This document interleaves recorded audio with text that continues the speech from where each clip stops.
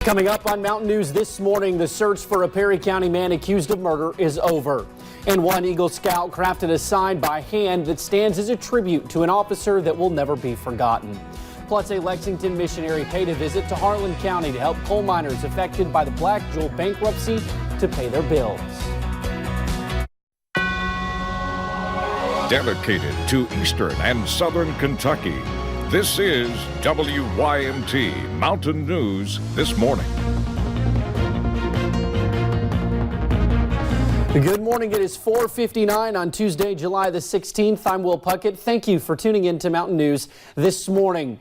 Well, it's setting up to be quite a warm one, so let's bring Brandon in this morning. And Brandon, at one point I thought that maybe my weather app was broke because it's saying it's supposed to be pretty darn hot today. Yes, sir. It's going to be close to 90 in most locations. We got to 90 yesterday at Prestonsburg. So, man, again, I told you yesterday morning, if more sun, more heat. So let's take a look and see what's going on this morning. Still a few clouds around, but not as bad as it was yesterday. You see a little green filtering through, but that's just a little moisture in the air that's not reaching the ground. As you can see on live pinpoint Doppler radar, clean. Well, maybe just a couple little stray showers they're trying to build in this morning. That just popped up in the last few minutes. So we're going to continue to watch those to see if those are reaching the ground as we head through the first part of the day. Just goes to show you how fast things can pop up here in the last little bit there in the summertime. We're seeing 3 miles of visibility at Harlan. Everybody else doing okay this morning, but still some patchy dense fog is possible. Temperatures right there close to 70. Once again, a couple of cooler spots, including Harlan at 67 and Prestonsburg at 68. Your out the door forecast, I do believe, will all drop to right around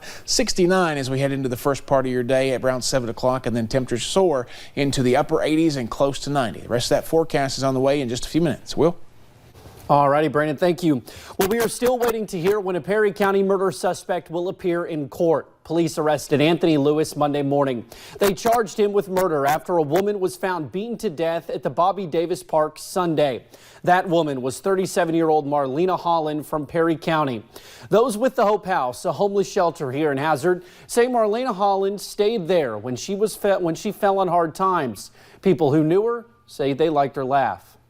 There's a lot of heartbreak here at the shelter today. I've talked to so many people who have gotten to know her, and some have known her for a long time. And I had the privilege of being in the same youth group as her growing up, and so we've been to church together a lot and just have a lot of good memories. A group set up a fund for Holland's funeral expenses. You can donate by stopping by the front desk at Hazard City Hall.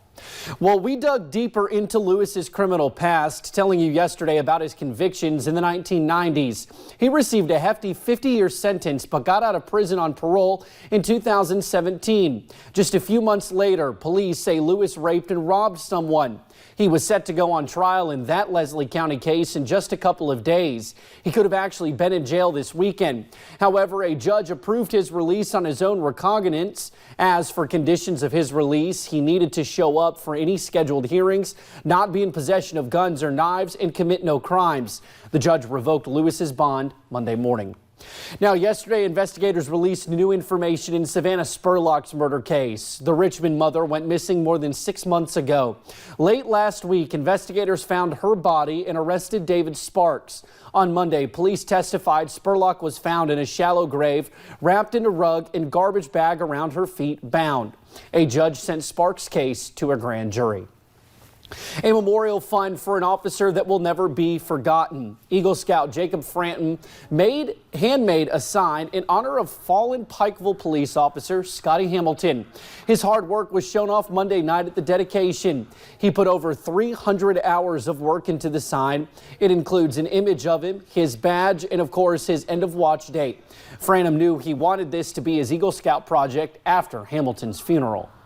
He had actually had other ideas. He was going to do other things to be his Eagle project, and probably would have been a little bit easier, taking a little bit less time. But the emotion of everything just really took him over, and he really felt like this is something he was called to do. The sign can be seen outside of the Pikeville Police Department. Well, one Lexington missionary came to the Holy Trinity Catholic Church in Harlan Monday morning. The reason? He wanted to help coal miners pay their bills as they continue to wait for their paychecks from Black Jewel. WYMT's Hannah Reynolds talked with miners about Father Jim Shisco's generosity. Black Jewel miners still have not received their paychecks, putting them in a tough place. We had our money.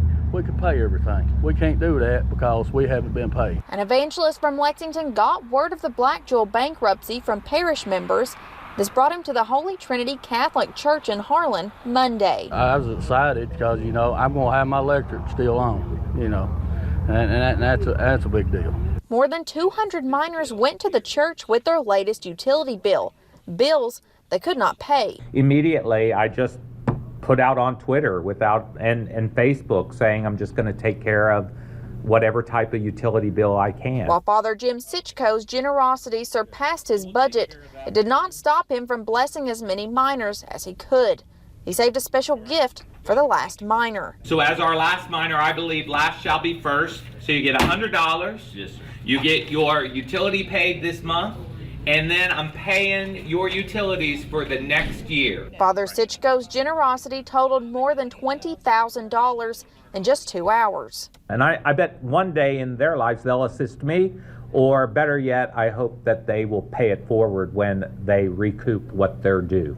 Father Sitchko says even though funds are more than his budget, he knows God will provide. In Harlan County, Hannah Reynolds, WYMT Mountain News. Now, on last night's Issues and Answers, attorney Ned Pillersdorf talked about a class action lawsuit he filed against Black Jewel. He detailed what miners can expect throughout the process as they still have no access to their last paychecks or benefits. The only way the miners can get any relief is they got to get into bankruptcy court in West Virginia. Now, Pillersdorf is uncertain if the miners will get their jobs back in the end. You can watch the full interview on our website at WYMT.com. Well, thank you for getting your day started with us right here on Mountain News this morning. Coming up, a new study shows that excessive social media and television exposure might be negatively affecting teenagers' mental health.